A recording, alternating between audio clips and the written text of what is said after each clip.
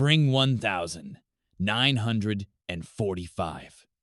The Third Reich was crumbling, and across Europe's roads, columns of prisoners marched under a cloud of dust.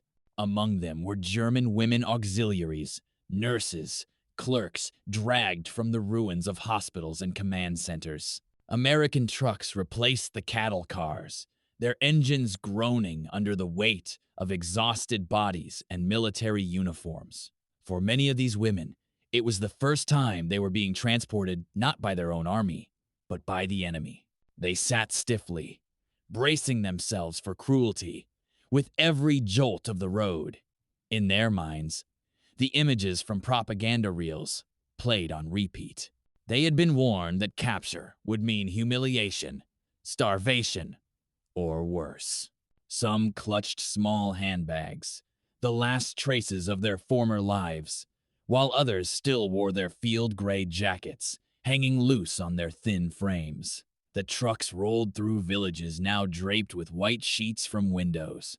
With every mile, the fear of the unknown grew heavier. The numbers told a grim story. By May 1945, American forces held around 370,000 German prisoners of war, many of them women. They were processed in bulk, their names stamped on forms in rushed offices, then scattered across a sprawling network of transit camps. Some whispered prayers, others muttered curses under their breath, but all of them carried the same unspoken question: how long until the hunger returned? Inside the trucks, silence hung thick in the air, mingling with the scent of sweat and dust. A few glanced at the young American soldiers seated along the edges, rifles resting across their knees. The GIs avoided looking back, focusing instead on the road ahead, as if distance could dissolve the tension between captor and captive. One woman later wrote in her diary, "We believed they would let us starve." That fear weighed on them more than the steel frames of the vehicles. Then, as the convoy slowed, the outline of a camp appeared in the distance. Fences stretched across the horizon, barbed wire pulled tight, guard towers rising into the sky. At first sight, it seemed to confirm every nightmare they had been told. Yet beyond the entrance, something else emerged. The camp was not a muddy pit or a dungeon. Instead, neat rows of wooden barracks stood in orderly lines, their roofs patched but intact, windows unbroken. The shock of that order cut sharply against the chaos they had just fled in Germany. This first glimpse was only the beginning. What lay beyond the wire would overturn their deepest fears. The truck stopped, the dust settled, boots hit the gravel, and commands rang out in English. The German women climbed down, stiff from hours of confinement. Ahead, the barbed wire enclosed a compound that should have confirmed their worst expectations. Yet what caught their attention was not decay, but organization. The barracks stood in straight rows, their wooden steps recently repaired. Even the gravel paths seemed laid out, with care, not neglect. They moved past a watchtower, where a single GI stood guard, his rifle slung loosely. There were no snarling dogs, no shouts of abuse. Instead, a clerk at a folding table checked their names against typed lists. The precision felt foreign. The Germany they had left behind was in flames. Here, in enemy hands, there was calm, methodical routine. Some women exchanged glances, struggling to reconcile what they saw with the horrors they had imagined.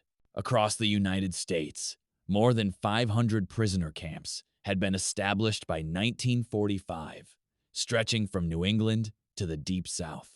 Oklahoma alone held several thousand captives in vast compounds, surrounded by open fields. This particular camp had an almost rural feel, its buildings arranged like a small town. Reports mentioned flower beds planted by earlier prisoners, small splashes of color against the wooden walls. To the women, these details struck harder than any guard's shout. One auxiliary whispered, "It looks cleaner than our homes." The line carried a bitter truth. After years of bombings and shortages, many German towns had been reduced to rubble. Here, in captivity, the air carried the scent of pine and fresh earth, not smoke and ash. The comfort was disorienting, unsettling in its contrast. The Americans led them into an open yard for roll call. A whistle blew, numbers were counted, and silence followed. Beyond the fence, fields stretched out, green and untouched by war.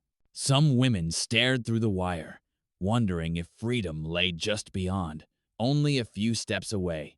Yet the structure of camp life was already settling around them. This was only the entrance. Soon, they would be assigned bunks, introduced to routines that would challenge everything they thought they knew about imprisonment. The next surprise came not from orders or guards, but from steam and running water. The barracks doors opened, and instead of damp, dark interiors, they were directed toward a low building where steam hissed against the metal roofs. The guards gestured, their English short and direct. Inside, a row of shower stalls waited. For a moment, the women hesitated. Memories of rumors and warnings rushed back. In Nazi camps, showers had been linked to unspeakable things. Here, the water ran clear, hot, and real. One by one, they stepped under it, trembling not from cold, but from disbelief. Buckets of soap were passed around, thick bars stamped with American markings. Some women held the soap like treasure, breathing in the sharp scent of lye and lavender, fragrances long absent from their war-ravaged country. The guards turned away, offering privacy as best they could, leaving the prisoners to wash away years of grime and fear. The water flowed, carrying away dirt but also fragments of their past identities.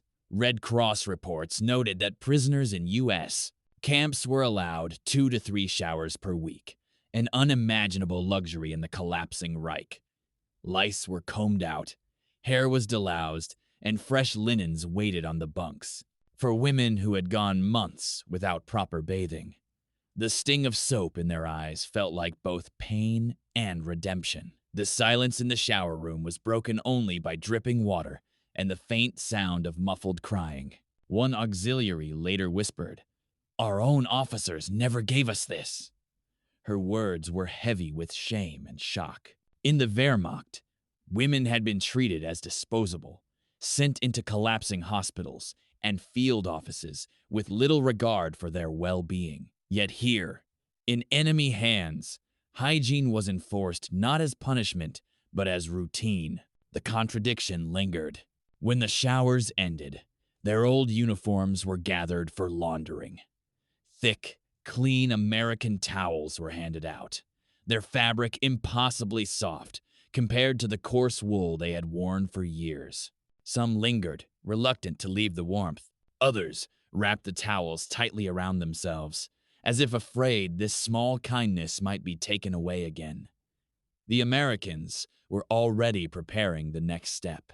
Outside, quartermasters had stacked piles of clothing jackets, trousers, boots. The shock of cleanliness was only the beginning. Soon, the women would learn that even their clothes would be transformed by captivity. When they stepped back into the yard, damp-haired and scrubbed raw, they found bundles of uniforms stacked on wooden crates. American quartermasters called out orders, pointing toward piles of garments made from U.S. Army surplus. The uniforms smelled of starch and storage, a sharp contrast to the sweat-stained German field gray they had worn for years. Each woman was given a jacket, trousers, shirt, and boots standard issue, designed for men and far from anything feminine. The moment was strange. They pulled the oversized jackets over their shoulders. Sleeves dangled past their wrists, belts cinched tightly around narrow waists, and boots clumped heavily on the gravel. The effect was almost comical, yet the mood was serious. They had lost their insignia, their uniforms that once symbolized authority and duty. Now, dressed in enemy fabric, they looked like neither soldiers nor civilians, but something in between. The weight of this shift pressed silently into their posture. Numbers told the scale of it. The U.S. Army Quartermaster Corps distributed thousands of surplus uniforms to incoming prisoners across hundreds of camps. This efficiency reflected industrial power, warehouses overflowing with fabric, leather, and footwear. For the German women, who had seen their homeland rations soap and tear curtains into makeshift dresses, the sheer volume of supplies was overwhelming. Some muttered under their breath, struggling to reconcile the idea of captivity with the abundance the Americans treated as ordinary. One nurse said, "We looked like soldiers again, but not ours." Her words captured a deeper truth. The uniforms both erased and redefined identity. For the first time, they were equal, not as Germans, but as captives, dressed in the same anonymous olive drab. The irony stung. They had served a regime that glorified rank and symbols, yet now stood in blankness, clad in foreign cloth. The greatest surprise was still to come. Quartermasters gestured them toward another line, where crates marked with red crosses stood stacked high. The women watched, uncertain. In Germany, supply boxes had meant rations, but always scarce, always less than promised. Here, the parcels seemed endless. Each was the size of a small suitcase, heavy with unknown contents. One by one, they were handed out, their weight surprising in their arms. When they opened them, the shock was immediate. Inside lay treasures, tins of Spam, blocks of chocolate, powdered milk, even coffee. Cigarettes, neatly wrapped in crisp paper, were stacked like money. To women who had seen German civilians scrape crumbs from bombed-out bakeries, this felt surreal. The smell of cocoa and tobacco filled the air, overpowering the dust of the yard. Some held the chocolate to their chests as if it were gold. Others just stared, unable to believe such luxuries existed during war. Numbers told the story of abundance. Records show that in a single month, 24,000 Red Cross parcels were distributed to prisoners in U.S. custody. Each weighed about 11 pounds, a compact symbol of American supply lines stretching across oceans. While Germany struggled to feed its own people, the enemy could flood even its captives with goods.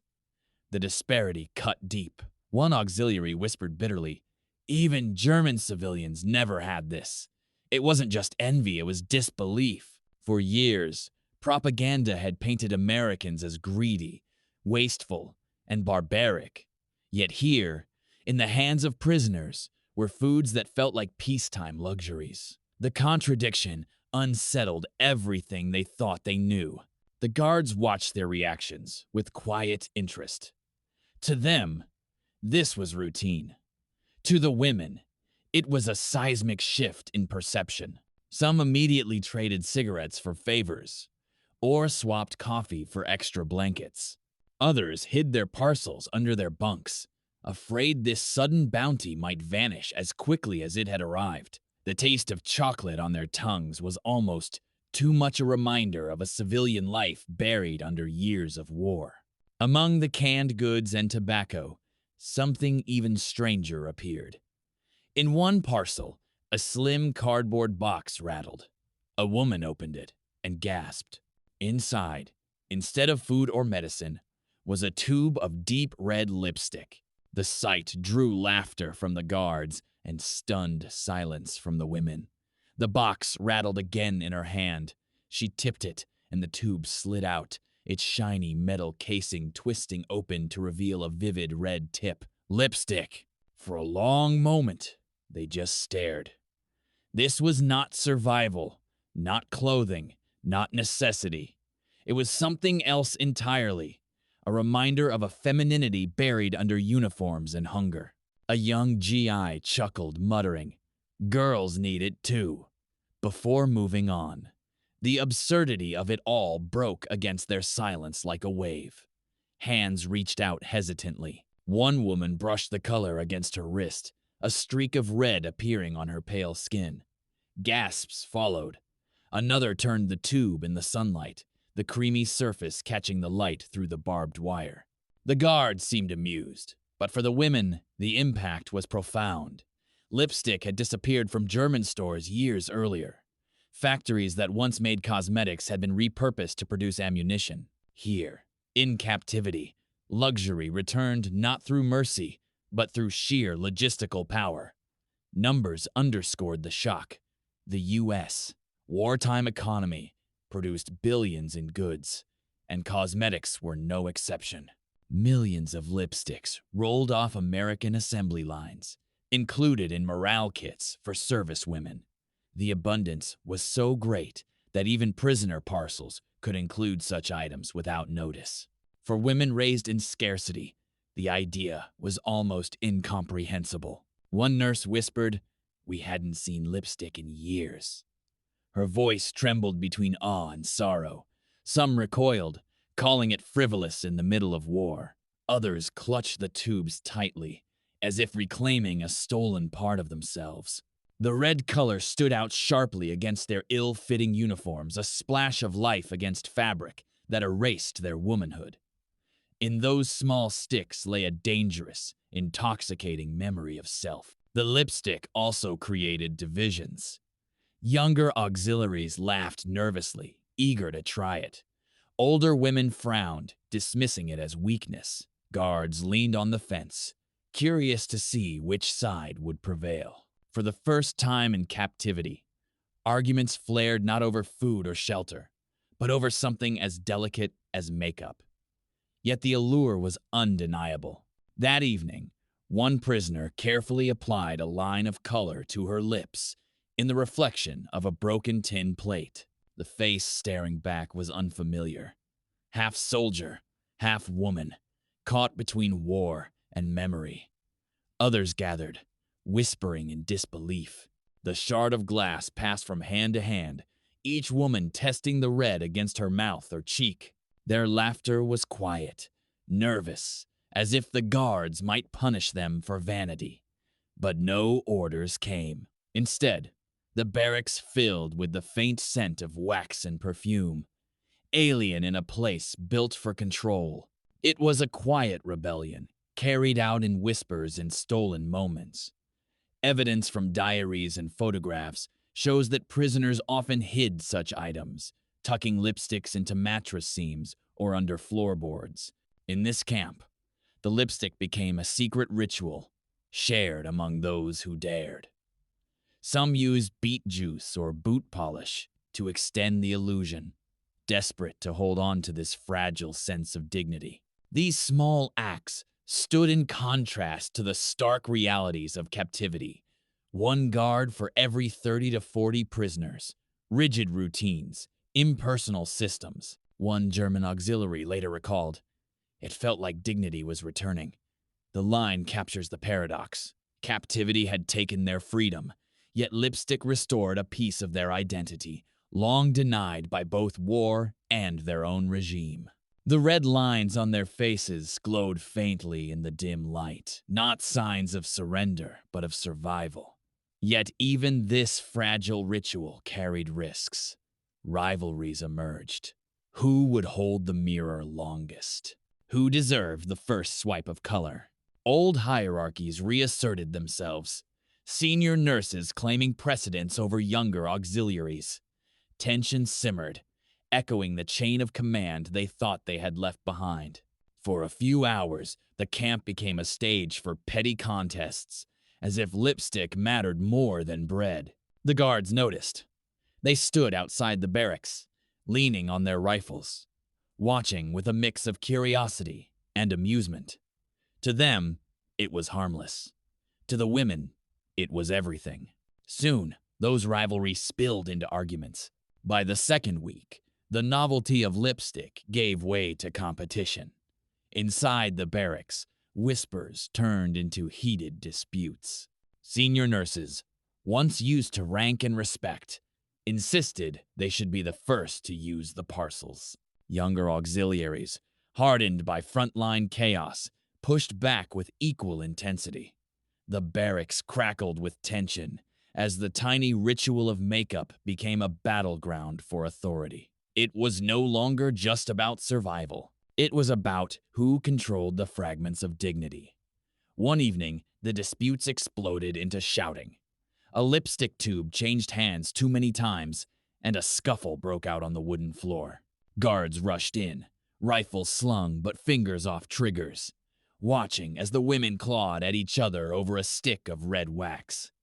The absurdity was not lost on anyone. American camp reports often mentioned such quarrels, attributing them to stress and the breakdown of hierarchy. But to the prisoners, these moments cut deep echoes of the rigid structures they thought had collapsed with the Reich. Statistics underlined the fragility of order.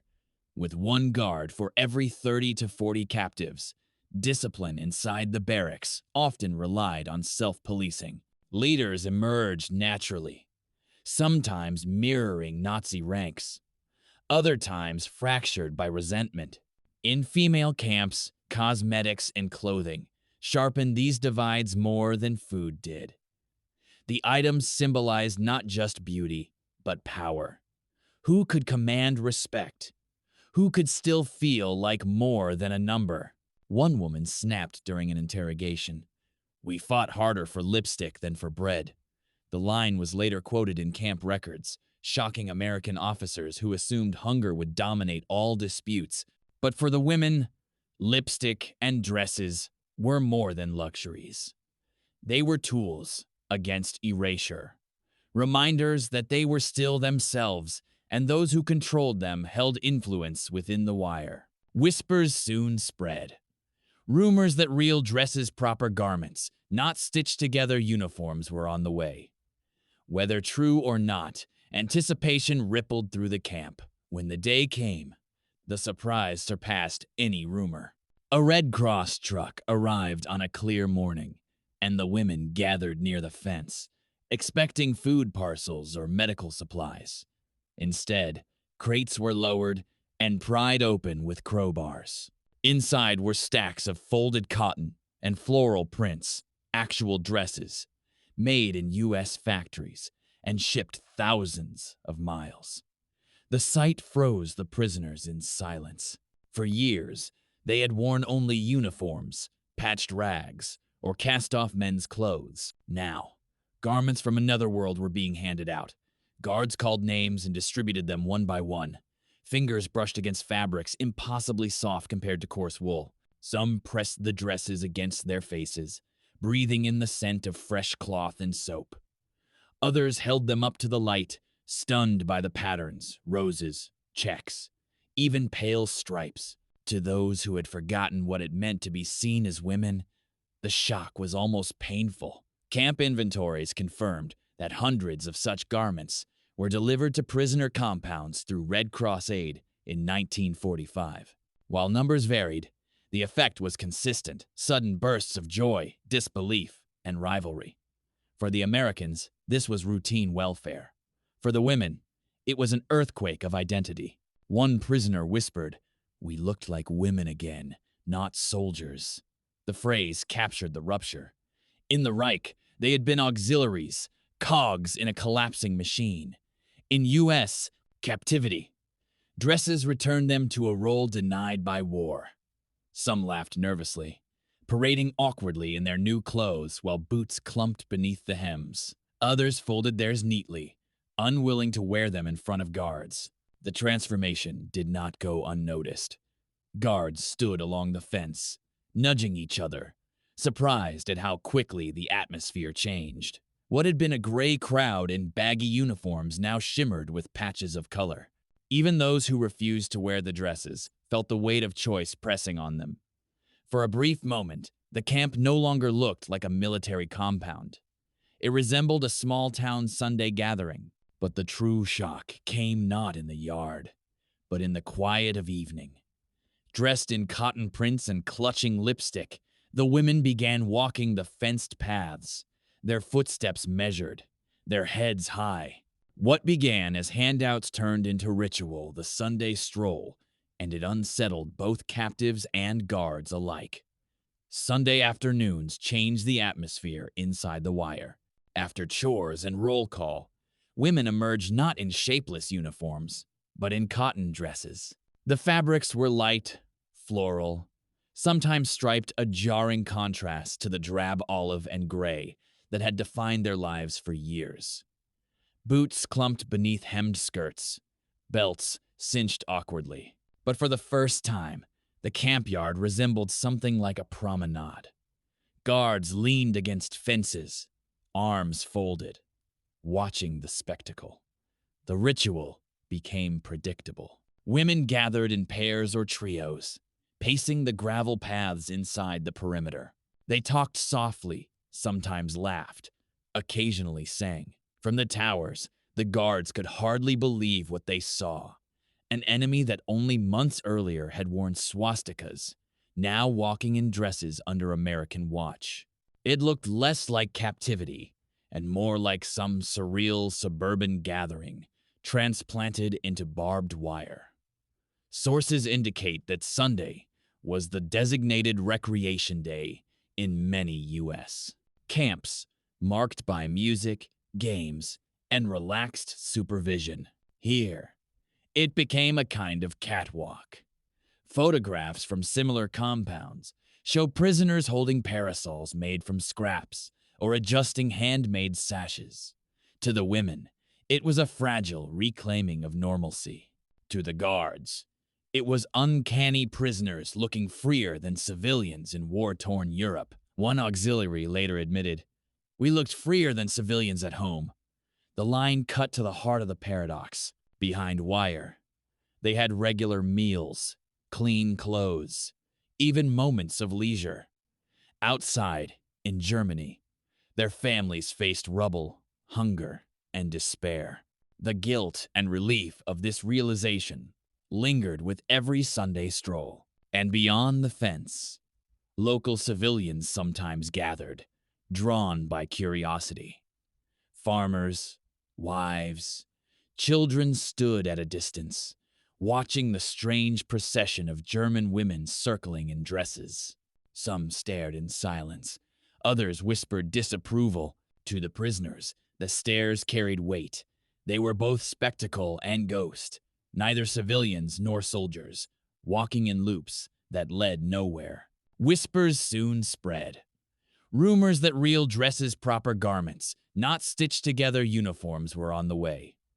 Whether true or not, anticipation rippled through the camp. When the day came, the surprise surpassed any rumor. A Red Cross truck arrived on a clear morning, and the women gathered near the fence, expecting food parcels or medical supplies. Instead, crates were lowered and pried open with crowbars. Inside were stacks of folded cotton and floral prints, actual dresses, made in U.S. factories and shipped thousands of miles. The sight froze the prisoners in silence. For years, they had worn only uniforms, patched rags, or cast-off men's clothes. Now, garments from another world were being handed out. Guards called names and distributed them one by one. Fingers brushed against fabrics impossibly soft compared to coarse wool. Some pressed the dresses against their faces, breathing in the scent of fresh cloth and soap. Others held them up to the light, stunned by the patterns, roses, checks, even pale stripes. To those who had forgotten what it meant to be seen as women, the shock was almost painful. Camp inventories confirmed that hundreds of such garments were delivered to prisoner compounds through Red Cross aid in 1945. While numbers varied, the effect was consistent: sudden bursts of joy, disbelief, and rivalry. For the Americans, this was routine welfare. For the women, it was an earthquake of identity. One prisoner whispered, "We looked like women again, not soldiers." The phrase captured the rupture. In the Reich, they had been auxiliaries, cogs in a collapsing machine. In U.S. captivity, dresses returned them to a role denied by war. Some laughed nervously, parading awkwardly in their new clothes while boots clumped beneath the hems. Others folded theirs neatly, unwilling to wear them in front of guards. The transformation did not go unnoticed. Guards stood along the fence, nudging each other, surprised at how quickly the atmosphere changed. What had been a gray crowd in baggy uniforms now shimmered with patches of color.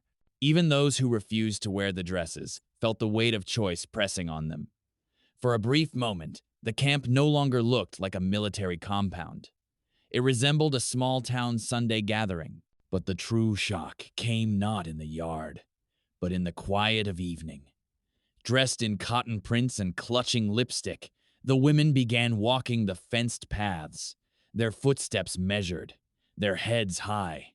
What began as handouts turned into ritual, the Sunday stroll, and it unsettled both captives and guards alike. Sunday afternoons changed the atmosphere inside the wire. After chores and roll call, women emerged not in shapeless uniforms, but in cotton dresses. The fabrics were light, floral, sometimes striped, a jarring contrast to the drab olive and gray that had defined their lives for years. Boots clumped beneath hemmed skirts, belts cinched awkwardly. But for the first time, the camp yard resembled something like a promenade. Guards leaned against fences, arms folded, watching the spectacle. The ritual became predictable. Women gathered in pairs or trios, pacing the gravel paths inside the perimeter. They talked softly, sometimes laughed, occasionally sang. From the towers, the guards could hardly believe what they saw. An enemy that only months earlier had worn swastikas, now walking in dresses under American watch. It looked less like captivity and more like some surreal suburban gathering transplanted into barbed wire.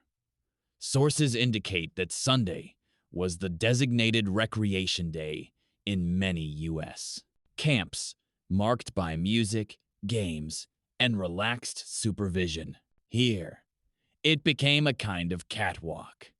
Photographs from similar compounds show prisoners holding parasols made from scraps or adjusting handmade sashes. To the women, it was a fragile reclaiming of normalcy. To the guards, it was uncanny prisoners looking freer than civilians in war-torn Europe. One auxiliary later admitted, "We looked freer than civilians at home." The line cut to the heart of the paradox. Behind wire, they had regular meals, clean clothes, even moments of leisure. Outside, in Germany, their families faced rubble, hunger, and despair. The guilt and relief of this realization lingered with every Sunday stroll. And beyond the fence, local civilians sometimes gathered, drawn by curiosity. Farmers, wives, children stood at a distance, watching the strange procession of German women circling in dresses. Some stared in silence.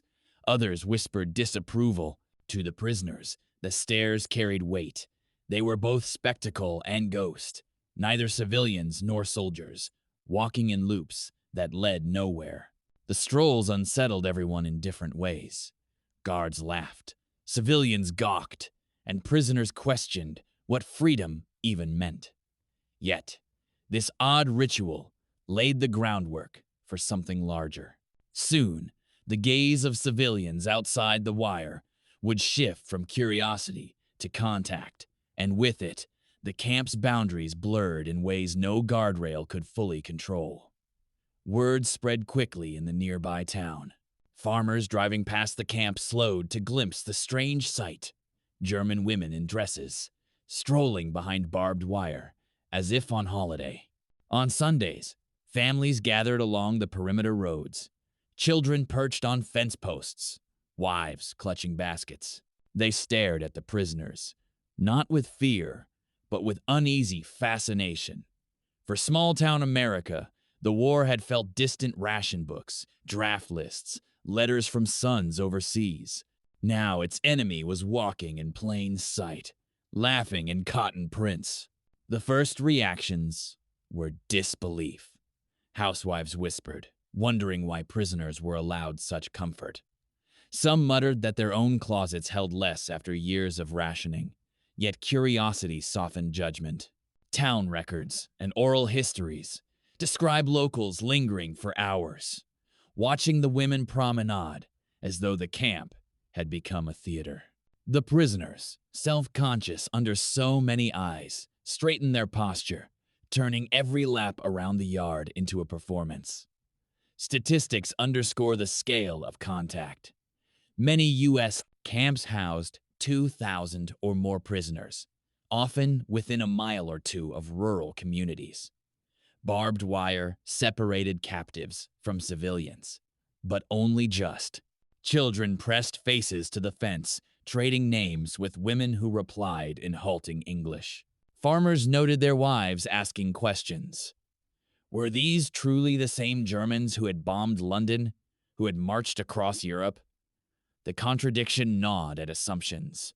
One auxiliary recalled, "We were stared at like creatures from another world." The gaze carried weight, half curiosity, half judgment.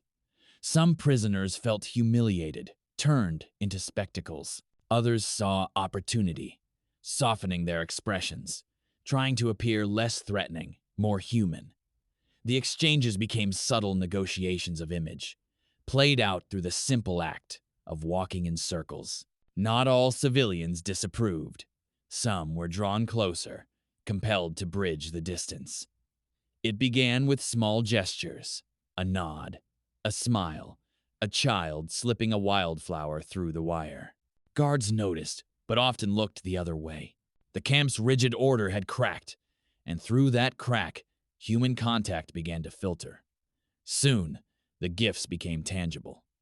Apples, handkerchiefs, scraps of food passed through the wire. What began as staring turned into sharing, shifting the boundaries of captivity once more. It began almost imperceptibly. A child pushed an apple through the wire, giggling before his mother pulled him back. A few days later, a farmer's wife slipped a folded handkerchief into a guard's hand with a whispered request to pass it along. Before long, these gestures became routine. German women emerged from barracks with cautious smiles, waiting to see what might appear between the fence posts. The gifts were small fruit, scraps of bread, sewing patterns torn from magazines, but each carried enormous weight inside the camp. The exchanges took on ritual form.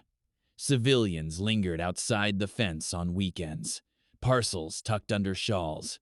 Guards often pretended not to notice, their eyes fixed elsewhere as hands moved quickly. Some even facilitated the transfers, curious themselves to watch how the women reacted. A handkerchief embroidered with flowers sparked laughter in one barrack. An apple was sliced into slivers and shared among 6. Every gift carried meaning, proof that the enemy could also be neighbor. Official records logged hundreds of civilian contacts near U.S. prisoner camps in 1945, often described as unauthorized fraternization. Authorities worried about security breaches, but the items that passed the wire were rarely contraband. Instead, they were tokens of normal life recipes, scraps of fabric, even music sheets. For women stripped of civilian identity, these tokens felt like messages from another world. One auxiliary later asked bitterly, "Why did they share with enemies?" The question carried both confusion and gratitude. German propaganda had painted Americans as brutal, vengeful, unforgiving. Yet here, small-town wives and children offered kindness more gently than their own officers ever had. The paradox forced reflection and whispered conversations long after lights out. Not all prisoners welcomed the exchanges. Some worried the gifts created debts, invisible strings tying them to their captors. Others felt shame, taking food while their families starved in Germany. Yet most accepted, unable to deny the relief of tasting an apple or holding cloth softer than any uniform. The fence became less a barrier and more a market of human contact, fragile and unrecorded. With every apple and handkerchief, another question grew louder inside the camp. If kindness existed on this side of the wire, What did that mean about everything they had been told before capture? Reflections spread like fire, carried by whispers under bunks. Nights in the barracks grew heavier with questions. The women lay on their bunks, staring at the wooden ceilings, whispering in German about the day's gestures. Apples, fabric, a smile from across the wire. These were small things, yet they gnawed at the foundations of what they had believed. For years, propaganda reels had hammered a single image. Americans were greedy, corrupt, barbaric. But here, in captivity, they were being fed, clothed, and even offered kindness. The contradiction was impossible to ignore. Interrogation records revealed that 25 to 30% of German prisoners showed ideological shifts during captivity. For women, those shifts often came not from pressure, but from daily dissonance. They compared their lives in the Reich-bombed cities, ration cards, harsh officers to the strange abundance and civility of U.S. camps. Conversations became confessions. Asterisk. If this is our enemy, what have we been fighting for? Asterisk. Others resisted, clinging harder to the party line, but cracks widened all the same. One auxiliary admitted later, "We were fed lies about Americans." It was a stark acknowledgement that echoed across diaries and oral histories. The women debated under their breath. Had Germany lost because of betrayal, or because the enemy was simply stronger, industrially, materially, even morally? The questions carried danger. To voice them too loudly was to risk accusations of weakness. Yet silence only made the contradictions grow louder. The guards noticed the change in atmosphere. Where once the women had been hostile, now they asked tentative questions about towns, farms, or even Hollywood films. Some stared at magazines passed through the wire, comparing the smiling faces of American women with their own reflection in broken mirrors. For a brief moment, they could imagine a different world, one not dictated by uniforms and fear. But cracks also hurt. With every parcel of food, the guilt of survival deepened. They thought of families starving in Hamburg or Cologne, children shivering in cellars, while they received chocolate and dresses in captivity. The realization twisted every bite into both comfort and shame. Captivity offered clarity, but it also magnified the weight of loss. The tension gratitude laced with guilt marked the beginning of a deeper transformation. Yet the war outside the fences was not finished, and soon orders would come that would force the women to confront a final rupture, leaving the relative safety of American captivity for the ruins of home. By late 1945, orders filtered into the camps. Repatriation. The word stirred both relief and dread. For months, the women had built routines, showers, parcels, sewing circles, Sunday strolls. Now they were told it was ending. Trucks would come, not to take them to another American compound, but to carry them east, back across the ocean, back to a homeland most barely recognized anymore. Packing began quietly. The dresses were folded carefully, lipstick tubes hidden deep in bags, as though carrying proof that captivity had not erased them. Departure day arrived with the same rattling engines that had once brought them in. The women filed into convoys, this time with straighter posture and heavier silence. Guards, many of them barely older than the prisoners, watched with a mix of relief and regret. Official records note that by 1946, millions of German prisoners were shipped back to Europe through ports like New York and Boston, their journeys stretching across months. For these women, the process was slower, often tangled in paperwork and post-war politics. On the road to embarkation, they glimpsed a world at peace, children running in open fields, shop windows filled with goods, American towns untouched by bombing. The contrast cut deep. They realized that captivity had shown them abundance, but freedom meant returning to ruins. Some whispered prayers. Others clutched dresses like lifelines. Every mile eastward pulled them further from the strange security of barbed wire and closer to cities flattened by Allied bombs. One woman later admitted, "We dreaded going home." The statement captured the paradox. Captivity had stripped them of freedom, but it had also given them food, safety, and moments of humanity. Home promised freedom, but carried hunger, shame, and suspicion. In Germany, returning prisoners were not welcomed as heroes. They were often met with silence, resentment, or pity. For women especially, the stigma of surrender weighed heavily. When the convoys reached ports, ships loomed like steel giants. As they boarded, the women looked back one last time at the American guards. Some exchanged quick nods, silent farewells, acknowledging bonds neither side had expected to form. Then the ropes were pulled, the gangways lifted, and the voyage home began. Captivity did not end on the ocean. What awaited them in ruined German towns would demand silence. Lipstick and dresses would become memories too fragile, too dangerous to share openly. When the ships docked and trains carried them into the wreckage of Germany, the women returned not as heroines, but as shadows. Towns were rubble, homes gutted, families scattered. Food was scarce, suspicion abundant. They carried their belongings in small bundles, one or two dresses, a lipstick tube tucked deep inside a pocket. These objects, once symbols of shock and dignity in captivity, now became secrets. To display them openly was to invite questions no one wanted to answer. In the ruins, people asked about bombs, hunger, lost husbands. Few wanted to hear about American parcels or Sunday strolls. Prisoners who spoke of clean barracks or Red Cross gifts were met with silence, sometimes hostility. Many women learned quickly to bury those memories. Diaries from the period fall quiet after 1945. The details of captivity replaced with blank pages or terse notes.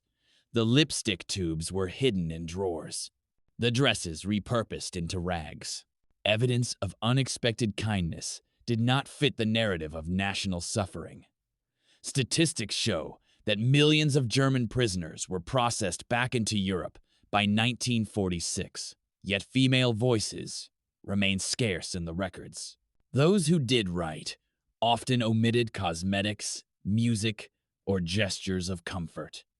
Historians suggest this was deliberate, an unwillingness to complicate a story of victimhood with details that blurred enemy lines. For the women, silence was survival, protecting them from accusations of disloyalty or collaboration.